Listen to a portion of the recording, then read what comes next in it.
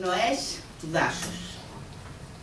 Ήλιος και φως και ο γαλανός εθέρας πάνω από τις αχνές τις κορυφογραμμές των επιβλητικών βουνών.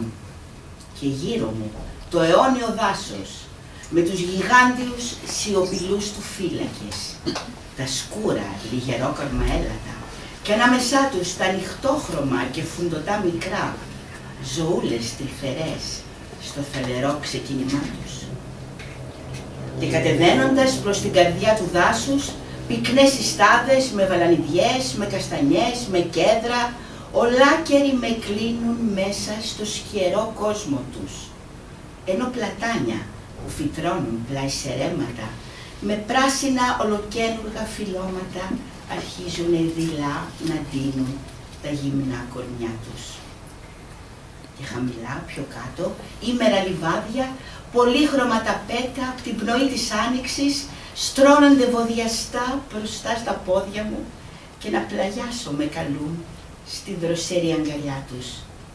Και ήχοι ξεπηδάνε από παντού, σαν μουσική από φωνές του δάσους, βόμβοι, θροίσματα και κελαϊδήματα γλυκόλαγα, μια χοροδία με κοάσματα δίπλα στο ποταμάκι και τυντινίσματα από κουδούνια κοπαδιών, όλα εξαίσιο σύμπλεγμα φτάνουν στα αυτιά μου. Τι ανίποτε ομορφιά, τι μέθη των αισθήσεων, τι κύματα γαλήνης στην ψυχή απαλύνουν και τη χαρά απ' της φύσης το ξανάνιωμα, στις άνοιξης το ζωογόνο χάδι. Και να είμαι εκεί κι όλα τριγύρω μου να μου γελούν και να με προσκαλούνε στη σφαίρα του πανόριου κόσμου τους, που στους αιώνιους ρυθμούς δονείται.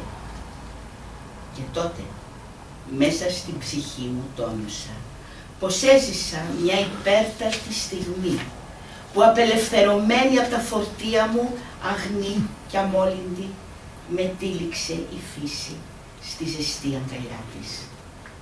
Οι πόνοι όλοι σκορπίσανε και κύματα χαράς με κατακλείσαν που ζω, που υπάρχω, που ανασένω.